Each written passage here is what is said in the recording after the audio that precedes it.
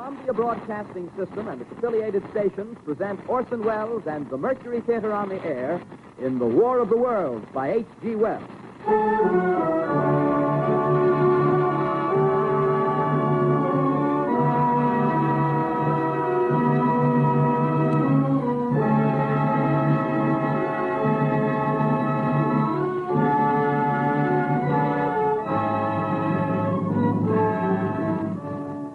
Ladies and gentlemen, the director of the Mercury Theater and star of these broadcasts, Orson Welles. We know now that in the early years of the 20th century, this world was being watched closely by intelligences greater than man's, and yet as mortal as his own. We know now that as human beings busied themselves about their various concerns, they were scrutinized and studied, perhaps almost as narrowly as a man with a microscope might scrutinize the transient creatures that swarm and multiply in a drop of water. With infinite complacence, people went to and fro over the earth about their little affairs, serene in the assurance of their dominion over this small, spinning fragment of solar driftwood, which by chance or design, man has inherited out of the dark mystery of time and space. Yet across an immense ethereal gulf, minds that are to our minds as ours are to the beasts in the jungle, intellects vast, cool, and unsympathetic, regarded this earth with envious eyes and slowly and surely drew their plans against us. In the 39th year of the 20th century came the Great Disillusionment. Near the end of October, business was better. The war scare was over. More men were back at work. Sales were picking up. On this particular evening, October 30th, the Crosley service estimated that 32 million people were listening in on radios. For the next 24 hours, not much change in temperature. A slight atmospheric disturbance of undetermined origin is reported over Nova Scotia, causing a low-pressure area to move down rather rapidly over the northeastern states, bringing a forecast of rain accompanied by winds of light gale force. Maximum temperature 66, minimum 48. This weather report comes to you from the Government Weather Bureau. We take you now to the Meridian Room in the Hotel Park Plaza in downtown New York, where you will be entertained by the music of Raymond Raquello and his orchestra.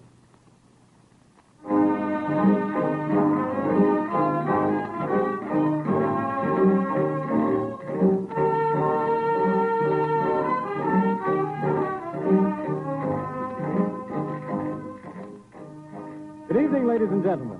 From the Meridian Room in the Park Plaza Hotel in New York City, we bring you the music of Raymond Raquello and his orchestra. With a touch of the Spanish, Raymond Raquello leads off with La Comparsita.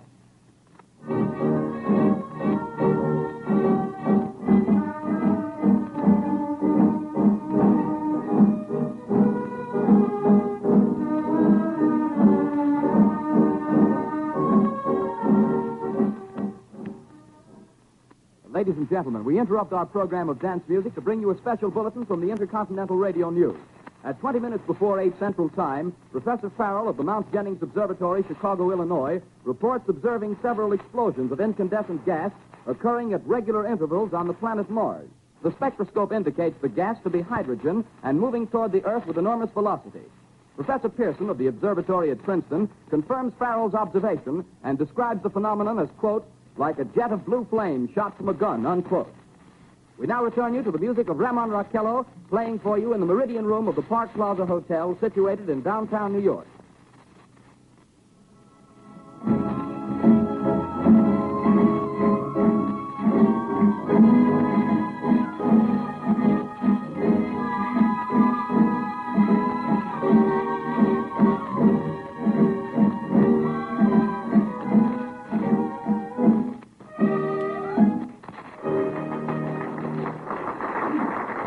And now a tune that never loses favor, the ever-popular Stardust, Raymond Raquello and his orchestra.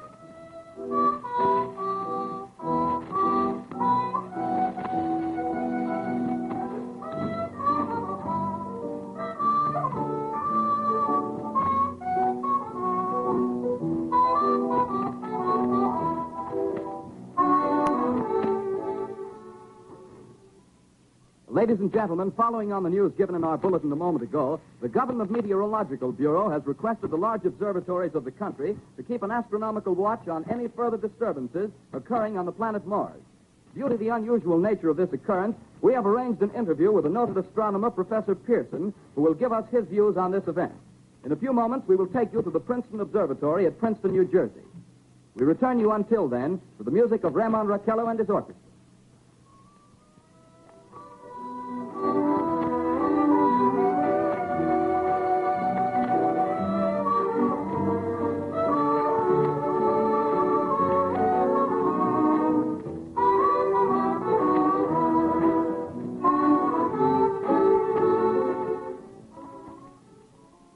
We are ready now to take you to the Princeton Observatory at Princeton, where Carl Phillips, our commentator, will interview Professor Richard Pearson, famous astronomer. We take you now to Princeton, New Jersey. Good evening, ladies and gentlemen. This is Carl Phillips speaking to you from the observatory at Princeton. I'm standing in a large semicircular room, pitch black except for an oblong split in the ceiling. Through this opening, I can see a sprinkling of stars that cast a kind of frosty glow over the intricate mechanism of the huge telescope. The ticking sound you hear is the vibration of the clockwork. Professor Pearson stands directly above me on a small platform, peering through the giant lens.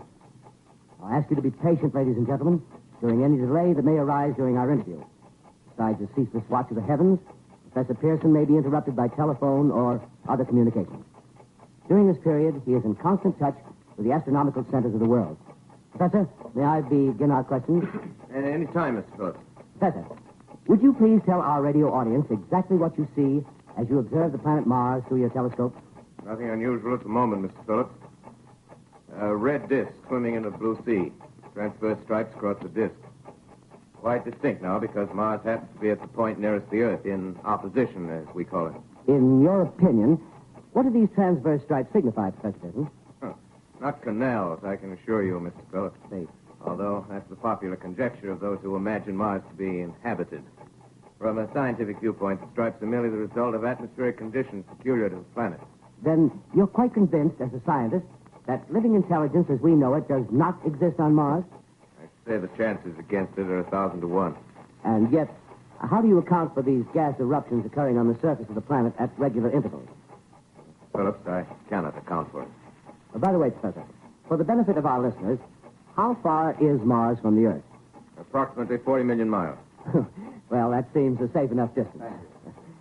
Just a moment, ladies and gentlemen. Someone has just handed Professor Pearson a message. While he reads it, let me remind you that we are speaking to you from the observatory in Princeton, New Jersey, where we are interviewing the world-famous astronomer, Professor Pearson. One moment, please. Professor Pearson has passed me a message which he has just received. Professor, may I read the message to the listening audience? Certainly, Mr. Phillips. Ladies and gentlemen, I shall read you a wire addressed to Professor Pearson from Dr. Gray of the Natural History Museum, New York. Quote, 9:15 p.m. Eastern Standard Time.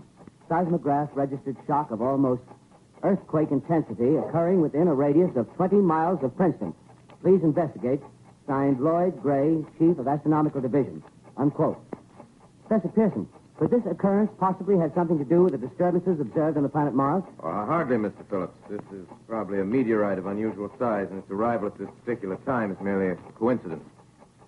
However, we shall conduct a search as soon as daylight permits. Thank you, Professor. Ladies and gentlemen, for the past 10 minutes, we've been speaking to you from the observatory at Princeton, bringing you a special interview with Professor Pearson, noted astronomer. This is Carl Phillips speaking. We are returning you now to our New York studio.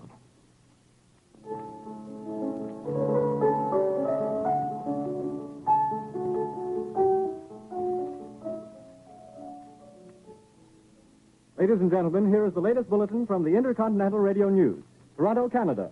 Professor Morse of Macmillan University reports observing a total of 3 explosions on the planet Mars between the hours of 7:45 p.m. and 9:20 p.m. Eastern Standard Time. This confirms earlier reports received from American observatories. Now, nearer home, comes a special bulletin from Trenton, New Jersey. It is reported that at 8:50 p.m., a huge flaming object, believed to be a meteorite, fell on a farm in the neighborhood of Grover's Mill, New Jersey, 22 miles from Trenton. The flash in the sky was visible within a radius of several hundred miles, and the noise of the impact was heard as far north as Elizabeth. We have dispatched a special mobile unit to the scene, and we'll have our commentator, Carl Phillips, give you a word picture of the scene as soon as he can reach there from Princeton. In the meantime, we take you to the Hotel Martinet in Brooklyn, where Bobby Millett and his orchestra are offering a program of dance music.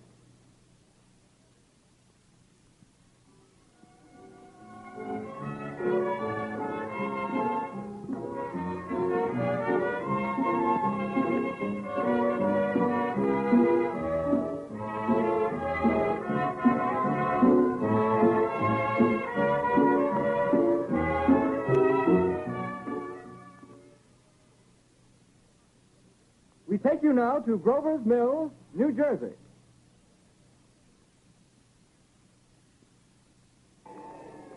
Ladies and gentlemen, this is Carl Phillips again, out at the Wilmot Farm, Grover's Mill, New Jersey. Professor Pearson and myself made the 11 miles from Princeton in 10 minutes. Well, I hardly know where to begin. To paint for you a word picture of a strange scene before my eyes, like something out of a modern Arabian Nights. Well, I just got here. I haven't had a chance to look around yet. I guess that's it. Yes, I guess that's the thing directly in front of me. Half buried in a vast pit. Must have struck with terrific force. The ground is covered with splinters of a tree. It must have struck on its way down. But I can see the object itself doesn't look very much like a meteor. At least not the meteors I've seen. It looks more like a huge cylinder. Has a diameter of, what would you say, Professor Pearson? What's that? What would you say, what's the diameter of this? About 30 yards. About 30 yards. The metal on the sheath is, well, I've never seen anything like it. The color is sort of yellowish white. Its curious spectators now are pressing close to the object in spite of the efforts of the police to keep them back. Getting in front of my line of vision. Would you mind standing one side, please? While the policemen are pushing the crowd back. Here's Mr. Wilmot, owner of the farm here. He may have some interesting facts to add. Mr. Wilmot, would you please tell the radio audience as much as you remember of this rather unusual visitor that dropped in your backyard? Step closer, please. Ladies and gentlemen, this is Mr. Wilmot. Well, I was listening to the radio. Closer and louder, please. Pardon me? Louder, please, closer. Yes. I was listening to the radio and kind of drowsing. That professor fellow was talking about Mars, so I was half dozing and half... Yes, Mr. Wilmot, and then what happened? Well, as I was saying, I was listening to the radio, kind of halfway. Yes, Mr. Wilmot, and then you saw something. Well, not first off. I heard something. And what did you hear? A hissing sound like this. Kind of like a 4th of July rocket. Yes, then what? I turned my head out the window and would have sworn I was asleep and dreaming. Yes? I seen a kind of greenish streak and then zingo. Something smacked the ground, knocked me clear out of my chair. Well, were you frightened, Mr. Wilmot? Well, I ain't quite sure. I reckon I was kind of riled. Well, thank you, Mr. Wilmot. Thank you very much. Yeah, you want me to tell No, that's some quite more? all right. That's plenty. Ladies and gentlemen, you've just heard Mr. Wilmot, owner of the farm where this thing has fallen. I wish I could convey the atmosphere, the background of this fantastic scene. Hundreds of cars are parked in a field in back of us, and the police are trying to rope off the roadway leading into the farm, but it's no use. They're breaking right through. The car's headlights throw an enormous spotlight on the pit where the object's half buried. Now, some of the more daring souls now are venturing near the edge. Their silhouettes stand out against the metal sheen. One man wants to touch the thing. He's having an argument with the policeman. Now, the policeman wins. Now, ladies and gentlemen, there's something I haven't mentioned in all this excitement, but it's becoming more distinct. Perhaps you've caught it already on your radio. Listen, please. Do you hear it? It's a curious humming sound that seems to come from inside the object. I'll move the microphone nearer. Here. Now, we're not more than 25 feet away. Can you hear it now? Professor Pearson, Yes, Mr. Cross. can you tell us the meaning of that scraping noise inside the thing? Possibly the unequal cooling of its surface. I say, do you still think it's a meteor, Professor? I don't know what to think. The metal casing is definitely extraterrestrial. Not found on this Earth. Friction with the Earth's atmosphere usually tears holes in a meteorite. This thing is smooth, and you can see its cylindrical Just a minute. shape. Something's happening. Ladies and gentlemen, this is terrific. This end of the thing is beginning to flake off. The top is beginning to rotate like a screw, and the thing must be hollow. He's moving. Keep back there. Keep back there. Keep those men back. Keep back there. Keep those idiots back. He's off. The top blew. Look out there. Stand back. Ladies and gentlemen, this is the most terrifying thing I've ever witnessed. Wait a minute. Someone's crawling out or something. I can see coming out of that black hole through luminous discs. The eyes, it might be a face, might be almost...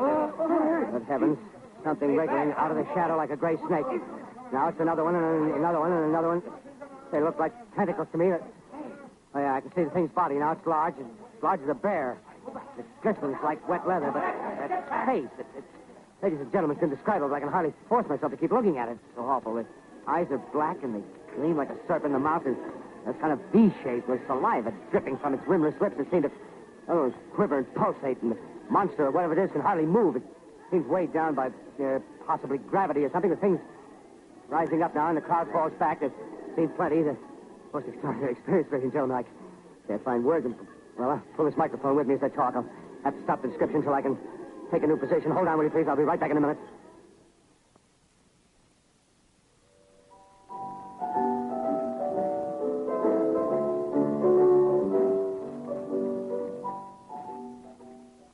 We are bringing you an eyewitness account of what's happening on the Wilmuth Farm, Grover's Mill, New Jersey.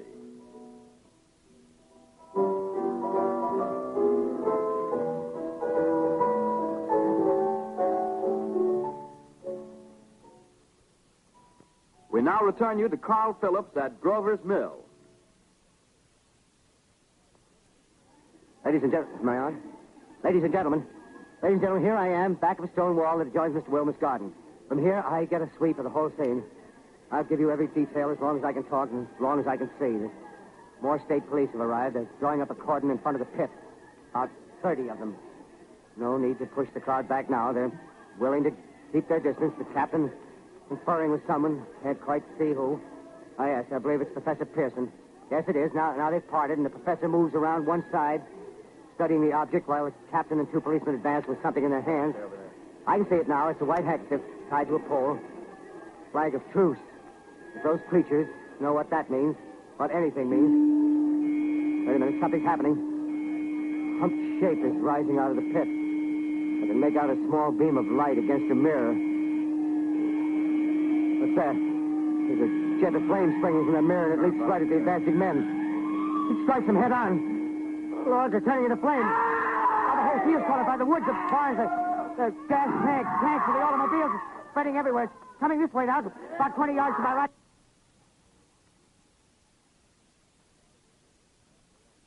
Ladies and gentlemen, due to circumstances beyond our control, we are unable to continue the broadcast from Grover's Mill. Evidently, there's some difficulty with our field transmission. However, we will return to that point at the earliest opportunity. In the meantime, we have a late bulletin from San Diego, California. Professor Indelkoffer, speaking at a dinner of the California Astronomical Society, expressed the opinion that the explosions on Mars are undoubtedly nothing more than severe volcanic disturbances on the surface of the planet. We continue now with our piano interlude.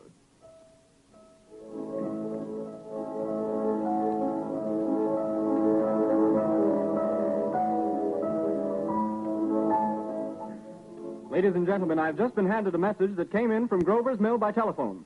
Just one moment, please. At least 40 people, including 6 state troopers, lie dead in a field east of the village of Grover's Mill. Their bodies burned and distorted beyond all possible recognition. The next voice you hear will be that of Brigadier General Montgomery Smith, commander of the state militia at Trenton, New Jersey. I have been requested by the governor of New Jersey to place the counties of Mercer and Middlesex as far west as Princeton and east to Jamesburg under martial law. No one will be permitted to enter this area except by special pass issued by state or military authorities. 4 companies of state militia are proceeding from Trenton to Grover's Mill and will aid in the evacuation of homes within the range of military operations. Thank you. You have just been listening to General Montgomery Smith, commanding the state militia at Trenton. In the meantime, further details of the catastrophe at Grover's Mill are coming in. The strange creatures, after unleashing their deadly assault, crawled back in their pit and made no attempt to prevent the efforts of the firemen to recover the bodies and extinguish the fire. The combined fire departments of Mercer County are fighting the flames which menace the entire countryside. We have been unable to establish any contact with our mobile unit at Grover's Mill, but we hope to be able to return you there at the earliest possible moment. In the meantime, we take you to... Just one moment, please. Ladies and gentlemen, I have just been informed that we have finally established communication with an eyewitness of the tragedy.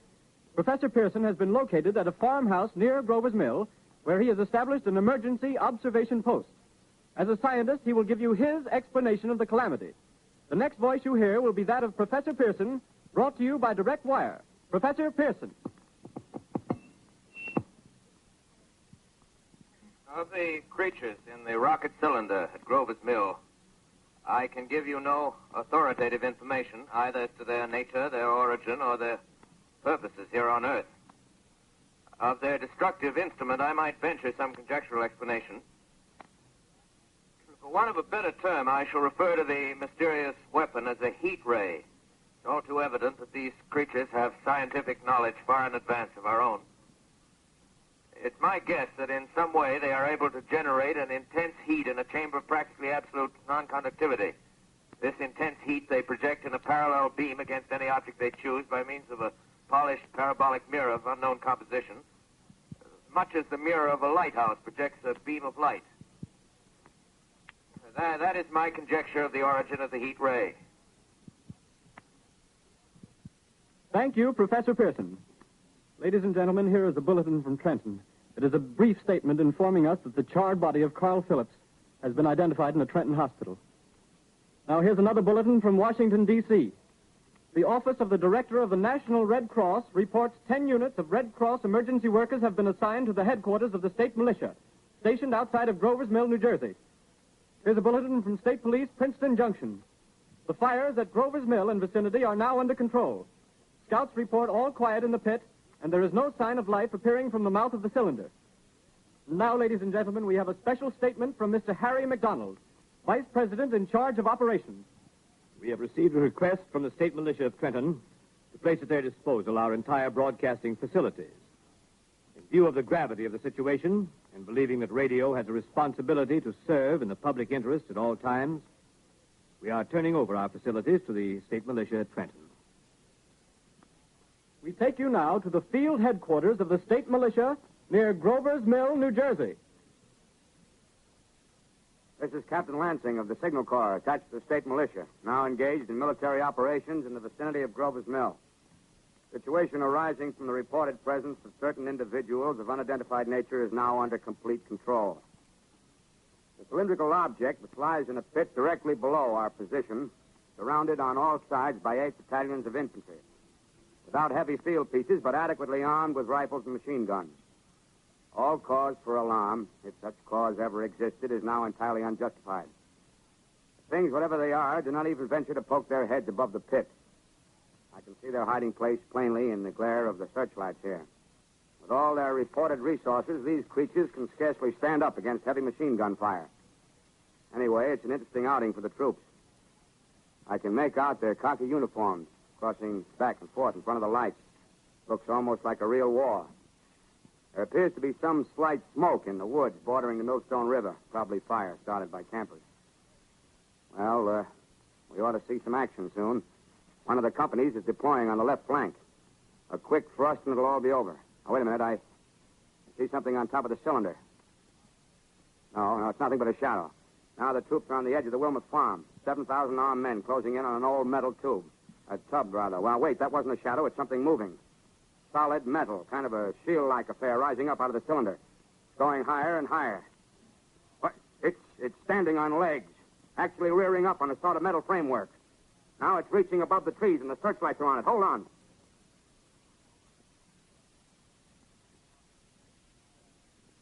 Ladies and gentlemen, I have a grave announcement to make. Incredible as it may seem, both the observations of science and the evidence of our eyes lead to the inescapable assumption that those strange beings who landed in the Jersey farmlands tonight are the vanguard of an invading army from the planet Mars. The battle which took place tonight at Grover Mills has ended in one of the most startling defeats ever suffered by an army in modern times. 7,000 men armed with rifles and machine guns pitted against the single fighting machine of the invaders from Mars. 120 known survivors. The rest strewn over the battle area from Grover's Mill to Plainsboro, crushed and trampled to death under the metal feet of the monster, or burned to cinders by its heat ray. The monster is now in control of the middle section of New Jersey and has effectively cut the state through its center. Communication lines are down from Pennsylvania to the Atlantic Ocean. Railroad tracks are torn and service from New York to Philadelphia discontinued, except routing some of the trains through Allerton and Phoenixville. Highways to the north, south, and west are clogged with frantic human traffic. Police and army reserves are unable to control the mad flight. By morning, the fugitives will have swelled Philadelphia, Camden, and Trenton. It is estimated to twice their normal population. Martial law prevails throughout New Jersey and eastern Pennsylvania. At this time, we take you to Washington for a special broadcast on the national emergency. The Secretary of the Interior. Citizens of the nation, I shall not try to conceal the gravity of the situation that confronts the country, nor the concern of your government in protecting the lives and property of its people. However, I wish to impress upon you, private citizens and public officials, all of you, the urgent need of calm and resourceful action. Fortunately, this formidable enemy is still confined to a comparatively small area, and we may place our faith in the military forces to keep them there. In the meantime, placing our faith in God, we must continue the performance of our duties, each and every one of us, so that we may confront this destructive adversary with a nation united, courageous, and consecrated to the preservation of human supremacy on this earth. I thank you. You have just heard the Secretary of the Interior speaking from Washington. Bulletins too numerous to read are piling up in the studio here. We're informed that the central portion of New Jersey is blacked out from radio communication due to the effect of the heat ray upon power lines and electrical equipment. Here's a special bulletin in New York. Cables have been received from English, French, and German scientific bodies offering assistance. Astronomers report continued gas outbursts at regular intervals on the planet Mars. The majority voiced the opinion that the enemy will be reinforced by additional rocket machines. There have been several attempts made to locate Professor Pearson of Princeton, who has observed Martians at close range. It is feared he was lost in the recent battle. Langham Field, Virginia. Scouting planes report 3 Martian machines visible above treetops, moving north toward Somerville with population fleeing ahead of them. The heat ray is not in use, although advancing at express train speed, invaders pick their way carefully. They seem to be making a conscious effort to avoid destruction of cities and countryside. However, they stop to uproot power lines, bridges, and railroad tracks. Their apparent objective is to crush resistance, paralyze communication, and disorganize human society. Here is a bulletin from Basking Ridge, New Jersey. Coon hunters have stumbled on a second cylinder similar to the first, embedded in the great swamp 20 miles south of Morristown. Army field pieces are proceeding from Newark to blow up the second invading unit before the cylinder can be opened and the fighting machine rigged. They are taking up a position in the foothills of Watchung Mountain. Another bulletin from Langham Field, Virginia. Scouting planes report enemy machines, now 3 in number, increasing speed northward, kicking over houses and trees in their evident haste to form a conjunction with their allies south of Morristown. Machines also sighted by telephone operator east of Middlesex within 10 miles of Plainfield. Here's a bulletin from Winston-Field, Long Island. A fleet of Army bombers carrying heavy explosives flying north in pursuit of enemy. Scouting planes act as guides. They keep the speeding enemy in sight. Just a moment, please, ladies and gentlemen. We've run special wires to the artillery line and adjacent villages to give you direct reports from the zone of the advancing enemy. First, we take you to the battery of the 22nd Field Artillery, located in the Watchung Mountains. Range 32 meters. 32 meters. Projection 39 degrees. 39 degrees. Fire. 140 yards to the right, sir. Ship range 31 meters. 31 meters. Projection 37 degrees. 37 degrees. Fire. Hit, sir. Got the tripod of one of them. They're stopped. The others are trying to repair it. Quick, get the range. Ship 30 meters. 30 meters. Projection 27 degrees. 27 degrees. Fire.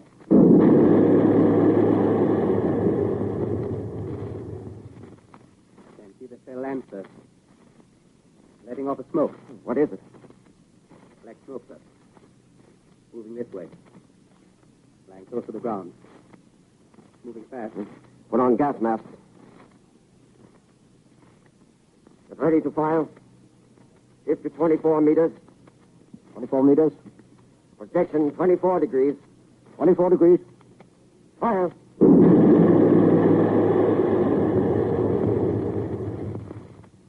Can't see, sir. Smoke's coming nearer. Get the range. 20 meters. 23 meters. 23 meters. 22. Please. 22. Please.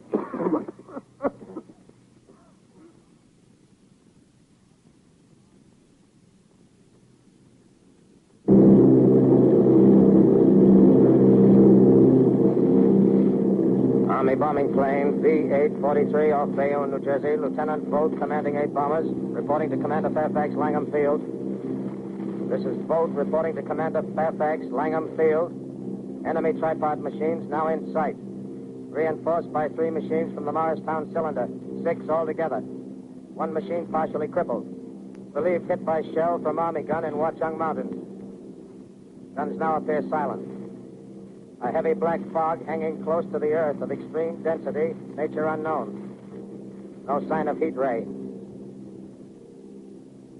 Enemy now turns east, crossing Passaic River into the Jersey marshes. Another straddles the Pulaski Skyway. Evident objective is New York City. They're pushing down a high-tension power station. Machines are close together now, and we're ready to attack. Planes circling, ready to strike. 1,000 yards, and we'll be over the first.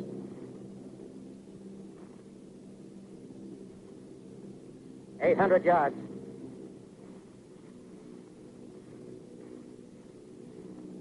$600.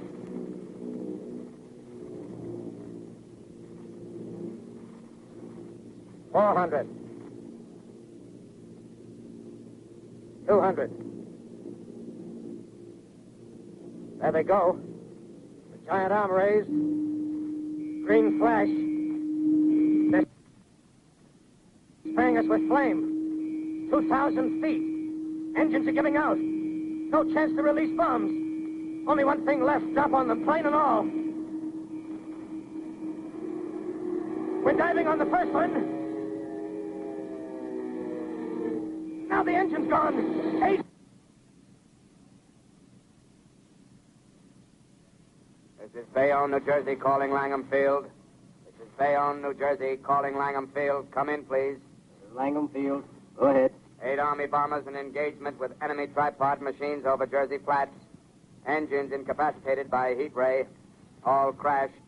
1 enemy machine destroyed. Enemy now discharging heavy black smoke in direction of...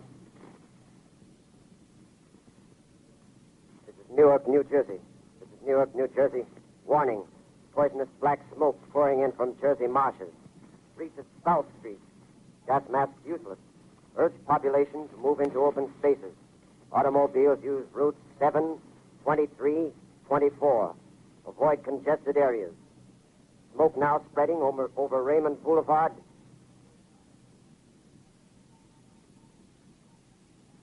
X2L calling CQ, 2X2L calling CQ, 2X2L calling 8X3R. Come in, please. This is 8X3R coming back at 2X2L. How's reception? How's reception? K, please. Where are you, 8X3R? What's the matter? Where are you?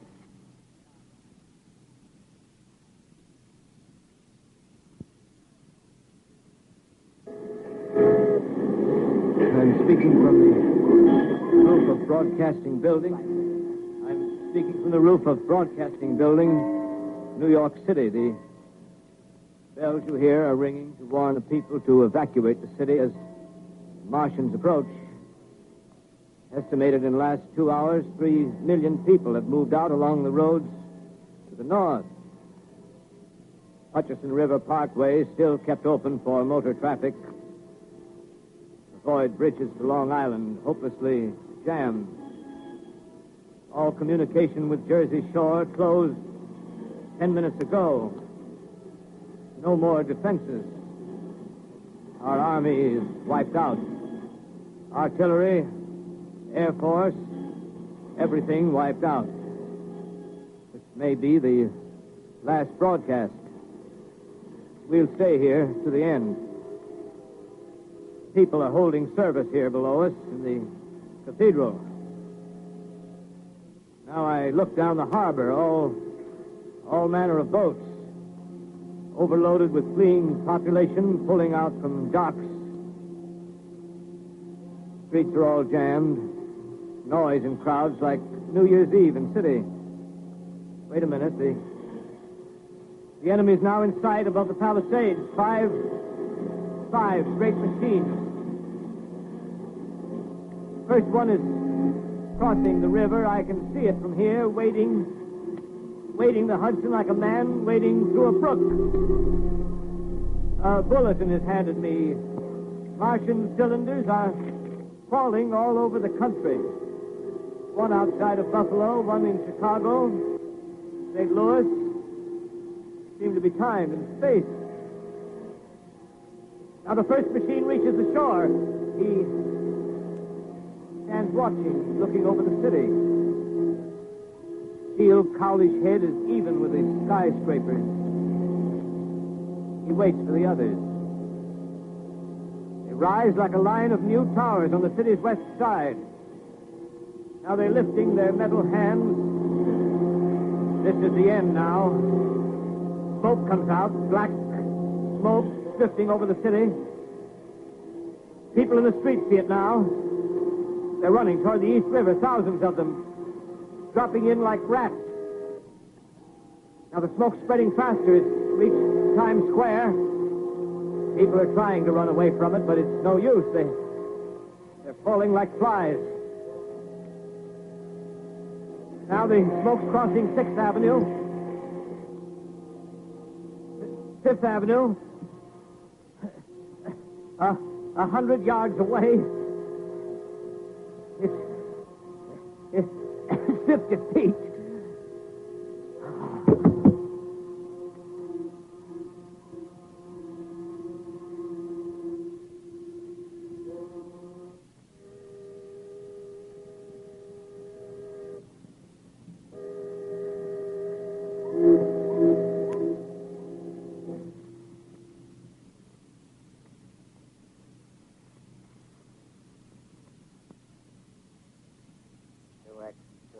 Calling CQ.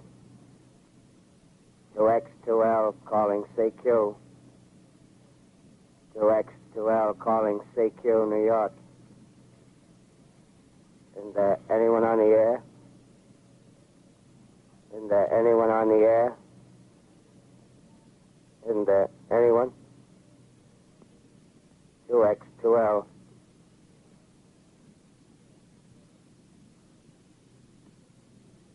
You are listening to a CBS presentation of Orson Welles and the Mercury Theater on the Air in an original dramatization of The War of the Worlds by H.G. Wells. The performance will continue after a brief intermission.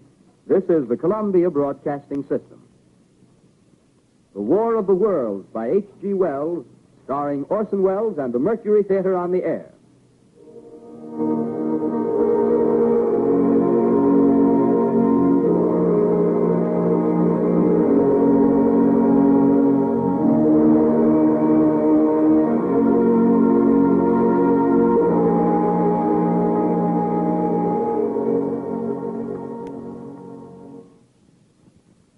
I set down these notes on paper. I'm obsessed by the thought that I may be the last living man on Earth. I've been hiding in this empty house near Grover's Mill, a small island of daylight cut off by the black smoke from the rest of the world. All that happened before the arrival of these monstrous creatures in the world now seems part of another life. A life that has no continuity with the present. Furtive existence of the lonely derelict who pencils these words on the back of some astronomical notes bearing the signature of Richard Pearson. I look down at my blackened hand and I try to connect them with a professor who lives at Princeton and who, on the night of October 20th, glimpsed through his telescope an orange splash of light on a distant planet. My wife, my colleagues, my students, my books, my observatory, my world. Where are they? Did they ever exist? Am I Richard Pearson? What What day is it? Do days exist without calendars? Does time pass when there are no human hands left to wind the clocks?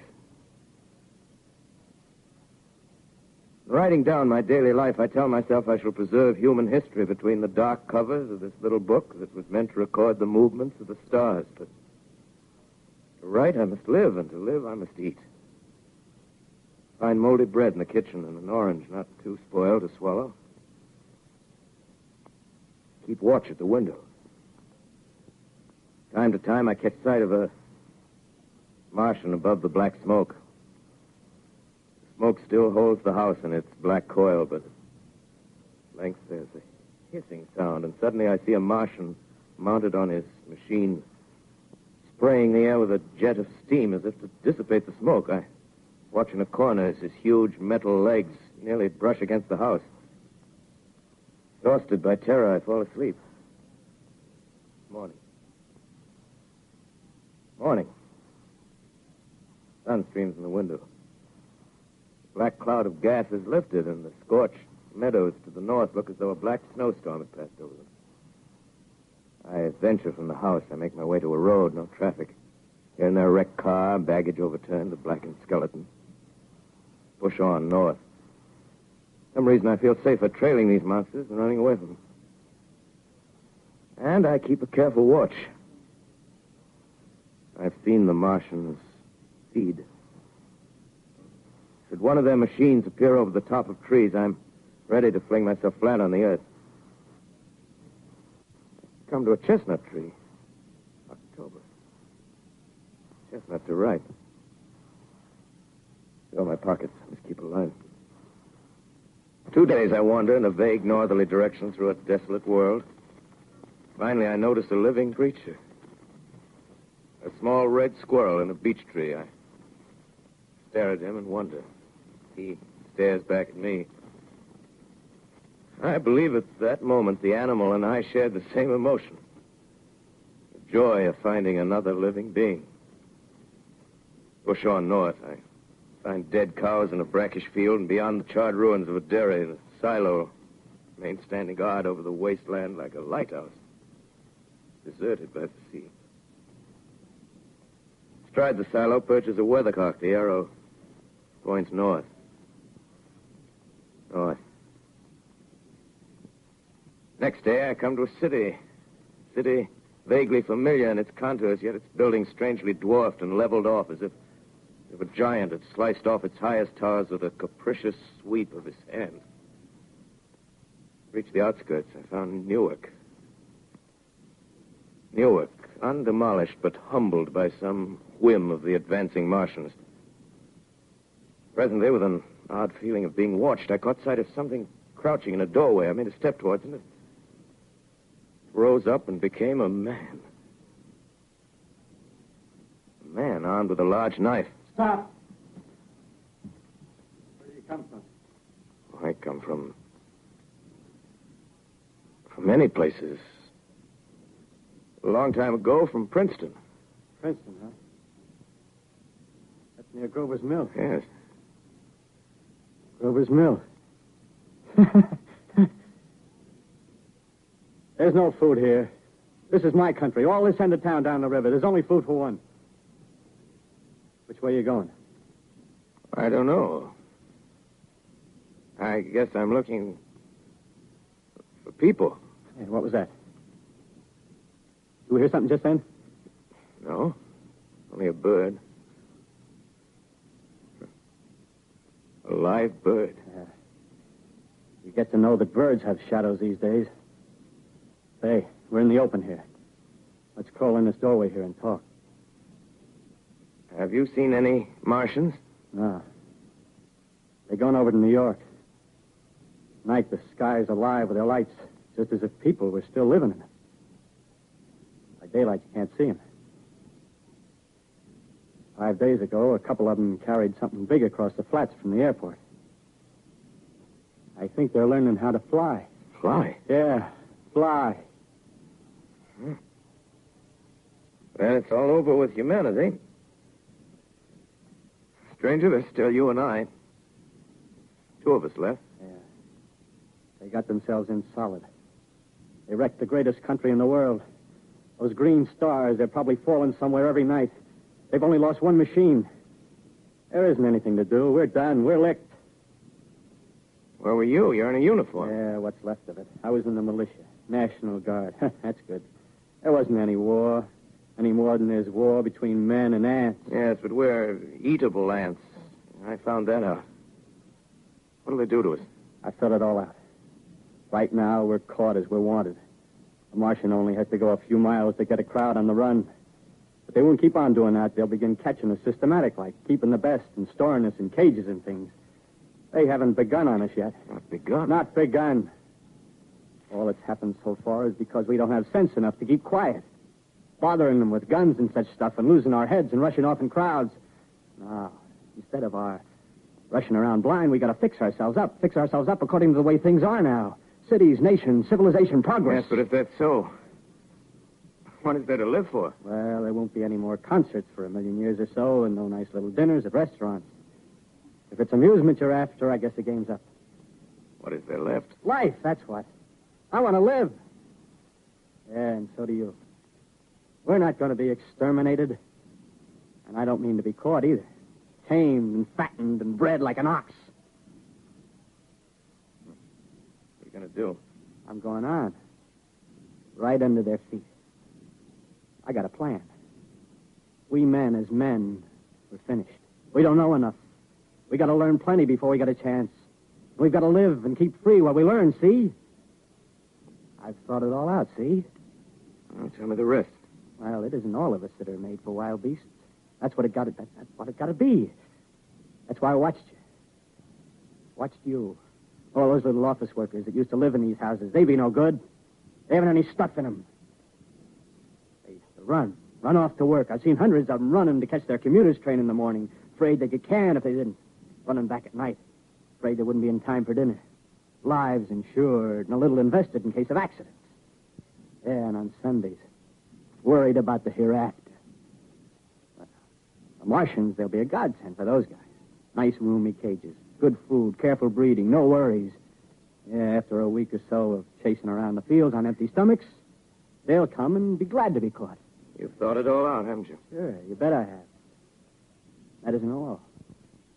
These Martians are going to make pets of some. Train them to do tricks. Who knows? Get sentimental over the pet boy who grew up and had to be killed. Yeah.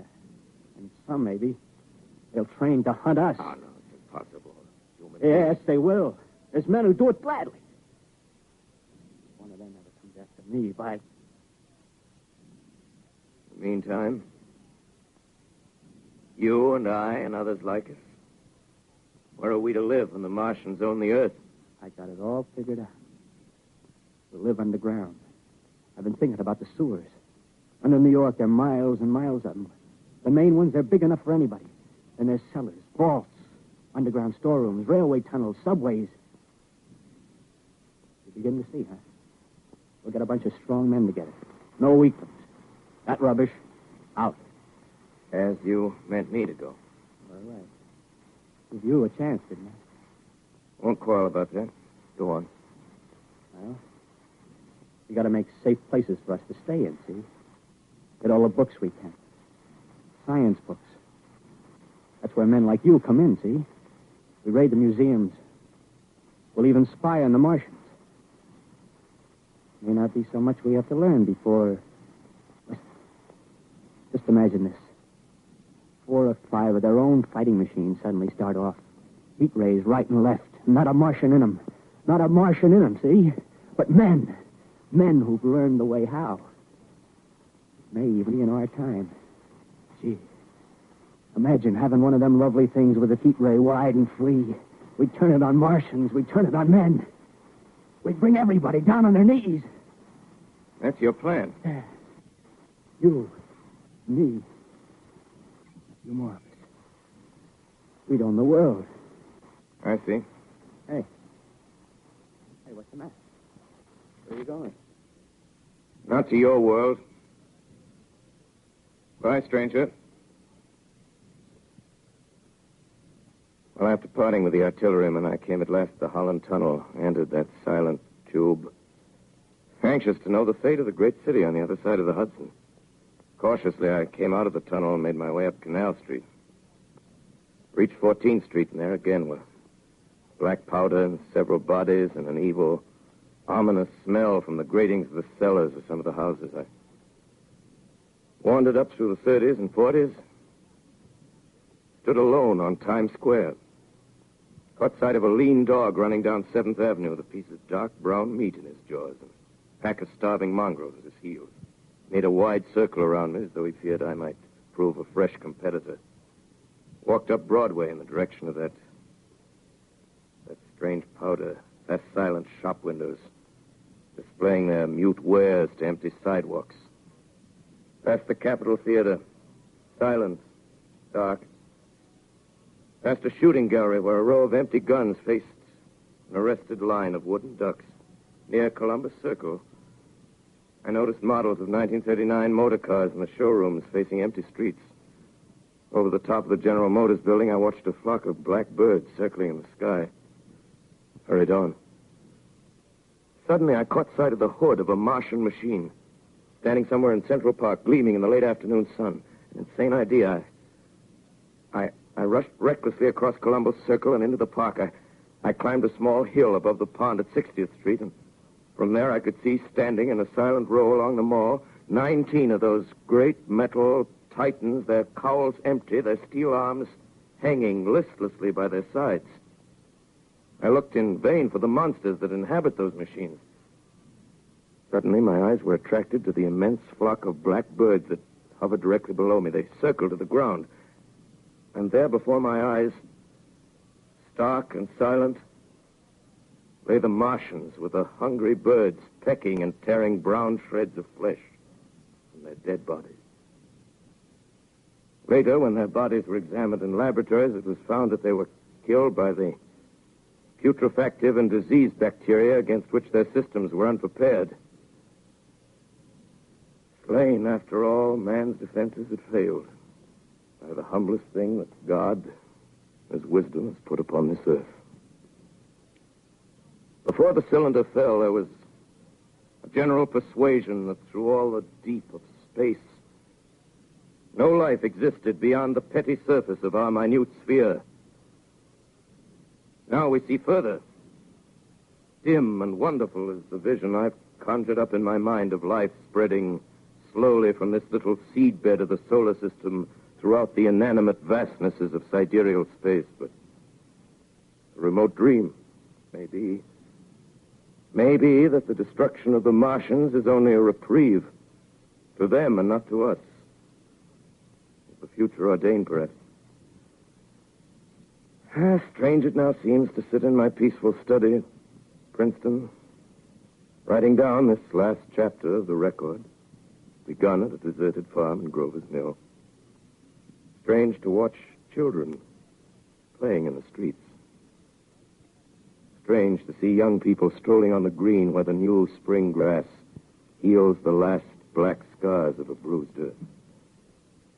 Strange to watch the sightseers enter the museum where the dissembled parts of a Martian machine are kept on public view. Strange when I recall the time when I first saw it.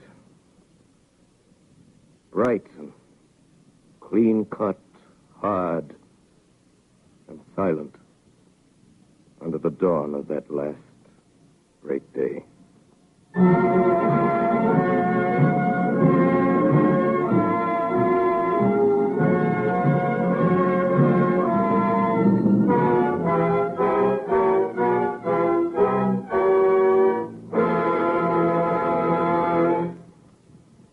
This is Orson Welles, ladies and gentlemen. Out of character, to assure you that the War of the Worlds has no further significance than as the holiday offering it was intended to be. The Mercury Theater's own radio version of dressing up in a sheet and jumping out of a bush and saying boo. Starting now, we couldn't soap all your windows and steal all your garden gates. By tomorrow night, so we did the best next thing. We annihilated the world before your very ears and utterly destroyed the CBS. You will be relieved, I hope, to learn that we didn't mean it, and that both institutions are still open for business. So goodbye, everybody, and remember, please, for the next day or so, the terrible lesson you learned tonight. That grinning, glowing, globular invader of your living room is an inhabitant of the pumpkin patch, and if your doorbell rings and nobody's there, that was no Martian. It's Halloween.